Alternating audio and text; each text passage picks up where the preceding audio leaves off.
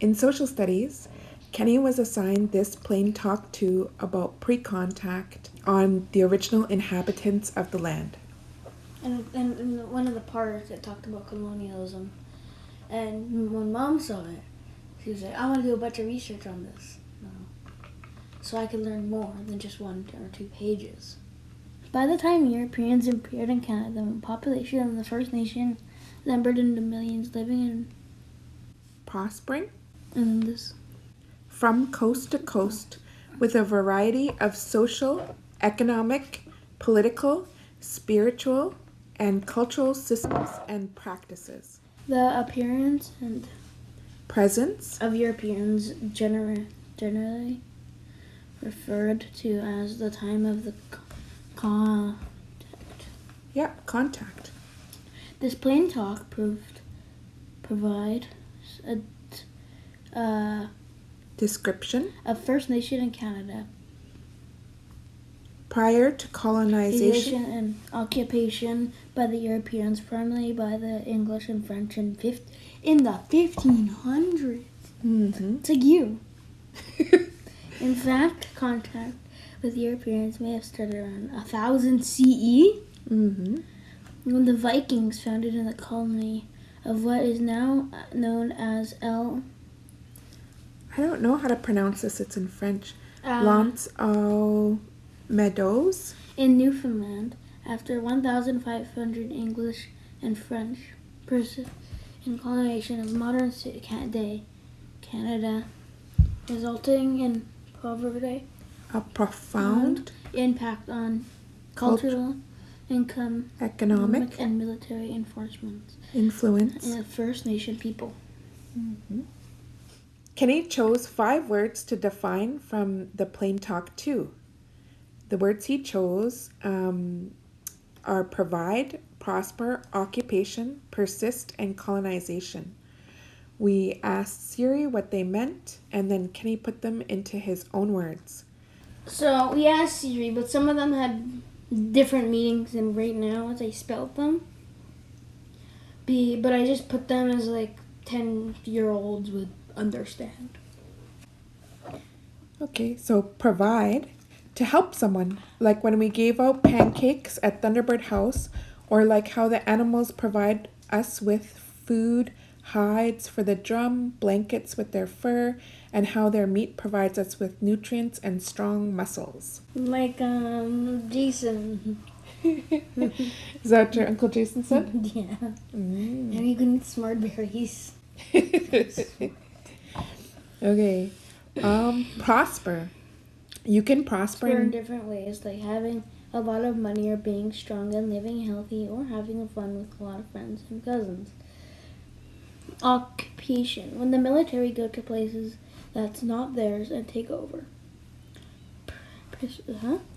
Precise. Continuing to do something, even if it's hard, like homework. Colonization. Setting down in a new place to live and take control over the people that live there already, even if they don't want to be controlled. Good one. Well, I don't like calling Mi'kmaq Newfoundland.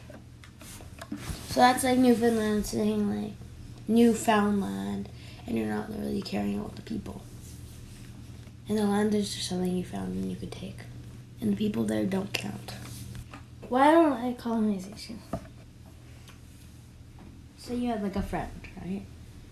And you went into their room, and you got like a device, a toy, a coat, a shirt, and say, "Hey, I found this!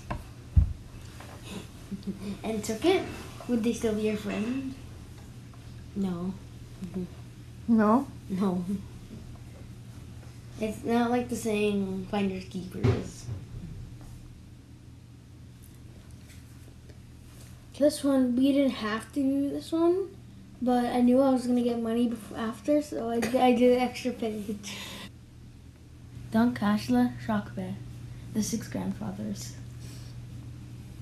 Mount Rushmore. So Mount Rushmore stole land, so the Lakota people where they could pray, and Mount Rushmore just built over it. only reason why they have like a parking lot is they make people pay to see the 4 presidents. The European presidents. And if you want to learn more about this, we'll put the link down below. We learned about it from Snopes. To understand colonization and its impact on the earth, we read Earth Day, Colonialism's Role in the Exploitation of Natural Resources by Joseph McQuade from the Canadian Press. We are currently experiencing the worst environmental crisis in human history, including a biological annihilation of wildlife and dire risks for the future of human civilization. The scale of that environmental devastation has increased drastically in recent years, mostly to blame are anthropogenic or human-generated factors, including the burning of fossil fuels like coal and oil. Other industries like gem and mineral mining also destroy the world's ecological sustainability, leading to deforestation and the destruction of natural habitats. Much of this traumatic exploitation of natural resources traces its origins to early colonialism. Colonialists saw new territories as places with unlimited resources to exploit, with little consideration for the long-term impacts. They exploited what they considered to be an unending frontier at the service of early modern state-making and capitalist development.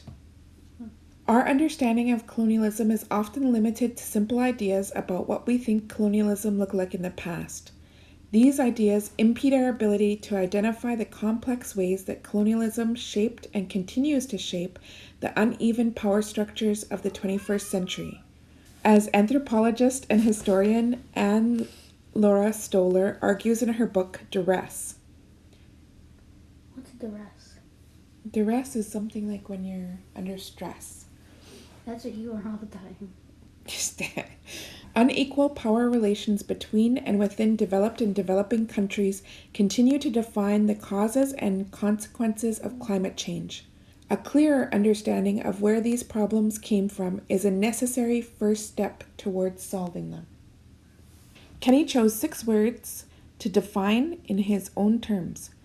Actually, 9. Actually, 8, because 1, 2, 3, 4, 5, 6, 7, 8. Okay, I'll say terms then. All right. Kenny chose 6 terms to define and put into his own words. Anthropogenic or human-generated factors. Things that humans do that affect something, like killing animals to extinction. Sustainability. Humans living equally with plants and animals and bugs and fish, other living beings.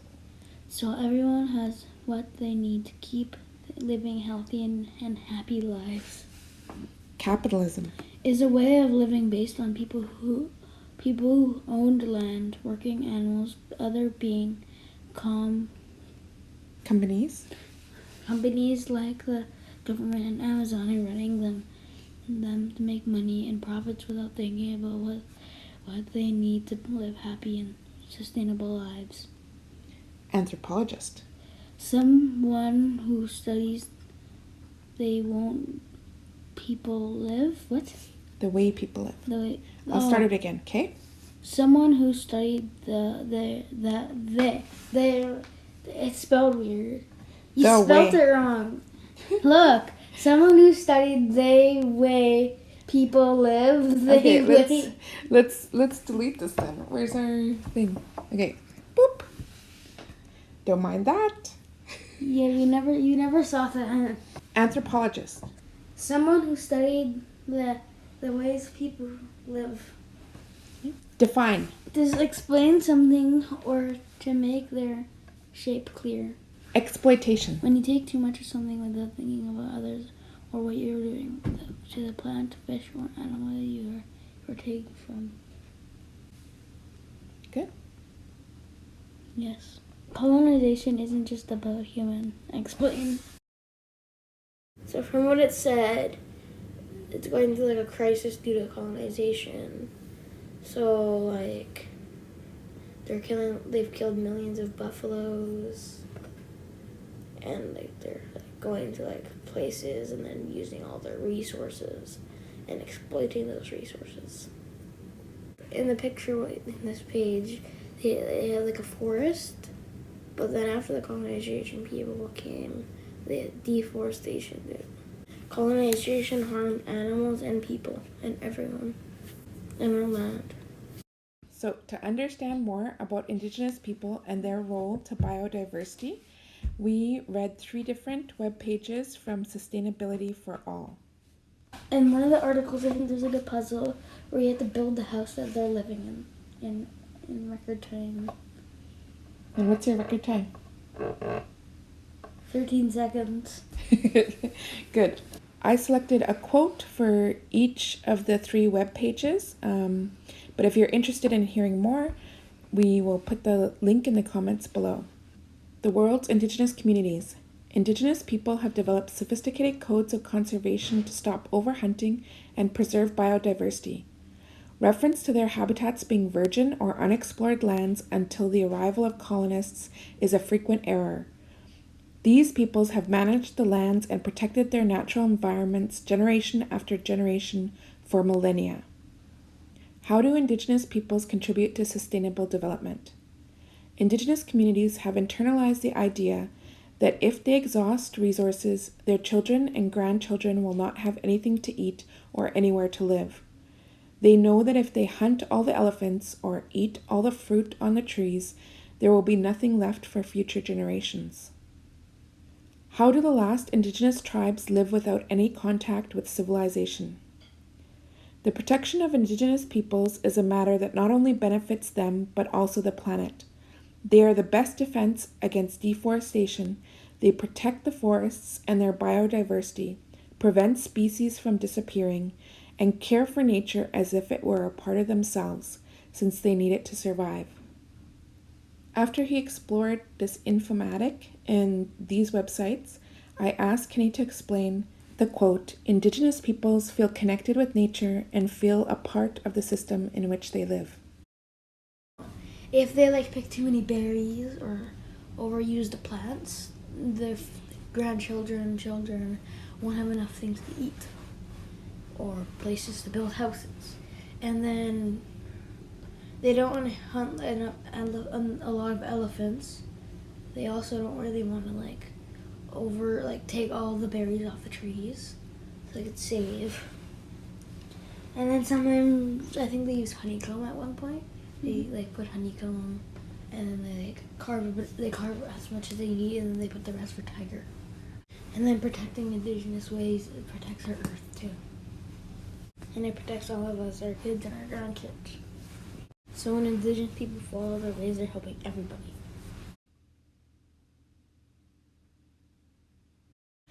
And Indigenous people have 25% of the land on Earth.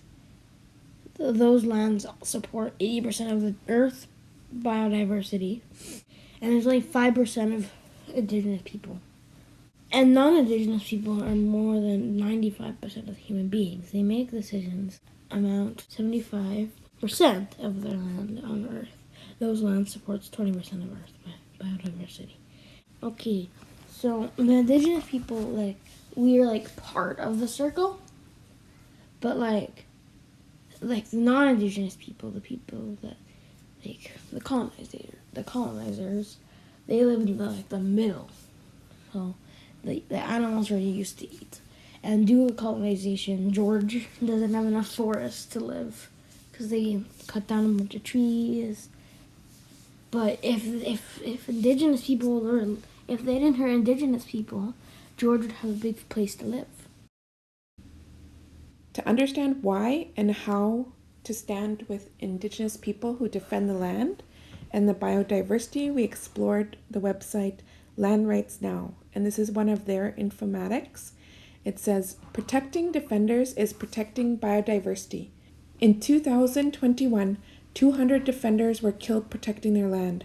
40% of them were Indigenous people, despite only making up 5% of the world's population. Wait, they only made up 5% of the population? But they're 40% of the people who are killed. Indigenous people are 8 times more likely the non-Indigenous people to be killed defending the land. They help us all of us. Mm-hmm. Well, this talks about what Indigenous peoples are asking for to address the biodiversity crisis. The requirement of free, prior, and informed consent. Ask the elders. Recognition and respect for traditional knowledge. Respect our traditions. Secure land, territories, and tenure rights of Indigenous peoples and local communities. Honor our responsibilities to the land and waters and animals and everyone. Financing mechanisms for biodiversity conservation for Indigenous peoples and local communities. Support those who live on the land and protect the land and waters for all of us. Why I wrote he is just fast, not a fart. Cause he's just fast, man. He's just too fast. It's just way too fast. We explored videos from Land Rights Now. They have different campaigns, and so we watched some videos and Kenny talked about it. And this one is part of a Common Right series in Mongolia. And Kenny explains what he learned from these videos. How the people live, let's see. They use like cows for like milk or bull, I think. They use like a bull, I think, in the video. I think they're goats. Goats. And they made cheese. And yaks. What's a yak?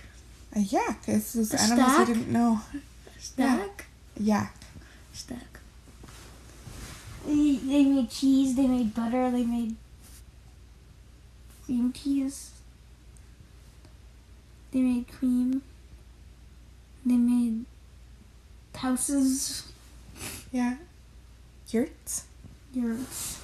And then they give whatever the animal, I don't know what the animal is called, but they give it a haircut. Yeah. On the ground and it looks like it's dead. Yeah. And what do they do to keep the land and the animals healthy? They switch them every year. So the ground is perfect.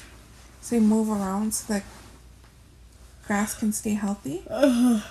If you want to learn more about Land Rights Now, this campaign, or the Land Defenders of Mongolia, we'll put the link in the comments below. In this video, it's another video from the Common Right campaign, and it's about the people in Uganda. And what we learned from this video is that Indigenous peoples and local communities make decisions according to their elders and their customs that take care of everyone and care for the land and think of future generations. Colonial systems say Indigenous peoples and local communities' laws don't count. They sell the land to companies and people who don't live there so that they can take everything they can sell and leave it without thinking about anybody else. I asked Kenny what he took from this video, and this is what he said. So they stole the land to people that don't even live there, and then but also they make decisions with their elders, and people sold it to companies. Like I said, it's when I was watching the video, I said it's like Minecraft but sad because they are mining but without permission. To understand more about sustainable development and how it might relate to colonialism across the world, we went to Survival International's website and we watched this film called There You Go. If you're interested in watching this film, we will put the link into the comments below. So we chose 2 terms from the video for Kenny to define: sustainable development and development. Development, process of improving the quality of human life in communities. Sustainable development, getting what humans want like trees to make money while also making sure that natural resources depend on like trees to renew themselves. And this is what Kenny has to say about the video. There you go. So in the video, kind of like the start, they kind of they try to teach them sustainable development. And also like cut down trees and make like a fence. Just so I think just like the other lands is like there's some money to cut down. And the rest will be for them, I think. And I was thinking this could be like colonization. And they were happy before they came, but after they came they were sad. The trees. Yeah, the trees are better. Everything was better before they came. To learn more about the land back movement happening in Canada, we watched a video from Schwep Elders and the Tiny House Warriors. If you want to watch the video, we'll put the link below. This is what Kenny had to say about the video. So in the video, the person wants like the land to be better, but the people that destroy the land, they don't listen to the elders, and then they destroy the land, and their only dreams is for their land to be paradise again, for the elders and everyone that lives there. And the sign in the video, it said like they would be arrested if they like step on the land, even though it's their land and they own it technically. To learn more about the injunctions that were talked about in the last video, Kenny and I watched a video from the Yellowhead Institute on injunctions and how they're used against Indigenous land defenders in Canada. We learned that Indian reserves are only 0.2% of the land in Canada. That means Indigenous people are only able to access 2 out of every 1,000 acres of their homelands to live on. Okay, and then, Kenny, what did you write down about the injunction, the police officer? Hey, you can't pass here. This is private property. And Kenny's response to the video? So, the police are protecting the people that are cutting down trees and putting down pipes, and they're not really caring for the animals or anything. No fish, animals, or the people, because the people, if they pass like that line or like the thing that they're guarding when they're trying to build pipes or cutting down trees, they'll be arrested. And they're really just trying to make money from that. They're not really thinking of protecting people. And it's like the Indigenous people's land, and they just really want to protect it. But they just get arrested if they pass the border thing. We also watched Defining and Enacting Land Back from the Yellowhead Institute, and this is what Kenny learned. Alright. Land back is bringing the land back to healing. Land back is supporting land and land defenders and water protectors. Land back is going back to the land and learning how to live in ways that protect the land and water and animals and trees and everybody. Kenny wanted to know a little bit about how young people are getting involved in the land back movement. So we looked at Honor the Earth and their new screen printing operation, where young people are involved in making designs, doing screen printing, generating funds for land defenders, and also being involved in their culture and their traditions. And this is what Kenny learned about the online shop at Honor the Earth. Okay. In the video, one of the videos you watched, they're painting on like shirts, and they're making shirts and they're selling them, and then if you like the money that they get from it helps them support land. So they put solar energy on houses. They put a lot of cross, and they like plant and like harvest wild rice, and then they protect the water from oils. And something they say is love water, not oil. And Mother Earth matters. Okay, last page. Yay! And to end our project, we came back to the very first thing that we started with, except we added what we thought everybody needs to know about colonization. Every people has a right to live on the land according to their own laws, customs, and traditions. Every people's culture, language, and way of life is sacred to them. Indigenous people are nations.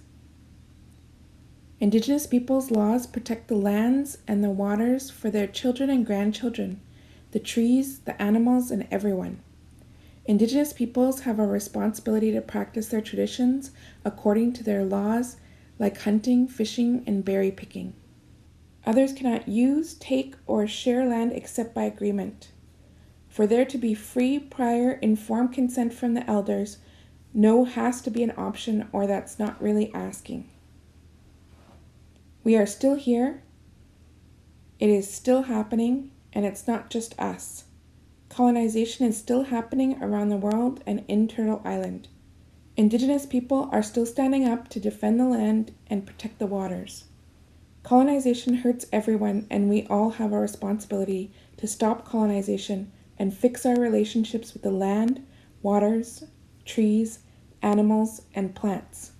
Fix our relationship with this land, water, trees, and animals and plants. Colonization hurts the land, the water, the trees, and animals created the climate changes crisis. This is what Kenny has to say about his project and what he learned. Okay, what I learned. I learned about colonization, how like Europeans came to Canada, killed a bunch of buffaloes and animals, and cut down a bunch of trees. And then they tried building pipes with oil in the ground and cutting down trees for money and trying to make a bunch of money. Like in the video from some past, there's like tiny house warriors, people taking care of the land, like playing the cross outside, using solar panels, protecting the wild rice, making shirts, and then the money that goes from the shirts go to like protecting the land. And there's not just in Canada or Winnipeg.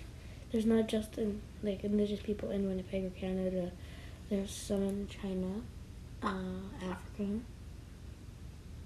New Zealand. Well, they're all around the world, not just those three.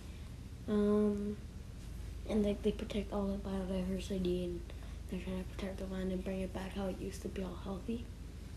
And that's good for all of us due to climate change. If I'm doing this homework at the start, it's not just like 1 or 2 pages reading an article or something. If you want to know how to know about colonization, you have to do a bunch of homework and like research about that, because it takes a lot of research to learn about colonization.